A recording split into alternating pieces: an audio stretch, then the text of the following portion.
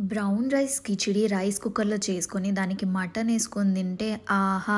ఏమి రుచి అన్నట్టుగా ఉంది. ఎలా చేయాలి అంటే రైస్ కుక్కర్ ఆన్ చేసేసుకొని, అందులో 1 స్పూన్ ఆయిల్, 1 స్పూన్ ఘీ ఏసుకొని, ఇంట్లో ఉన్న మసాలా దినుసులన్నీ అందులో ఏసేయండి. ఎక్స్‌ట్రా లేవని అస్సలు ఫీల్ అవ్వద్దు. అందులో మిర్చి, ఇంకా ఆనియన్స్ ఒకసారి కలిపేసుకొని, క్యారెట్, ఇంకా దానికి కొత్తిమీర, పుదీనా కొంచెం కొంచెం ఏసుకోండి. తర్వాత సాల్ట్ ఏసేసుకొని మూత పెట్టుకోవాలి. అది కొంచెం బాయిల్ అయ్యింది అన్నట్టు మనకి తెలిసిపోవాలి అంటే క్యారెట్ ముక్క విరిగిపోవాలి ఈజీగా.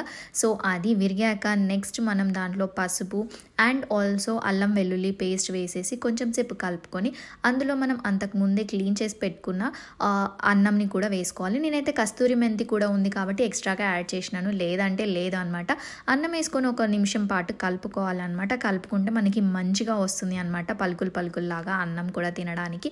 నెక్స్ట్ నేను 1 స్పూన్ రైస్ కుక్కర్ గ్లాస్‌కి 1 పెద్ద గ్లాస్ ఇలా పోసుకుంటాననమాట. 1+1 లాగా. నేను 2 గ్లాసెస్ పోసాను. నెక్స్ట్ మూత పెట్టేసుకుంటే అంతే, మనకి బగారా రైస్ రెడీ. ఎంతో టేస్టీ చాలా ఈజీగా మన ఇంటికి చుట్టాలొస్తే చేసేయొచ్చు. మరి మీరు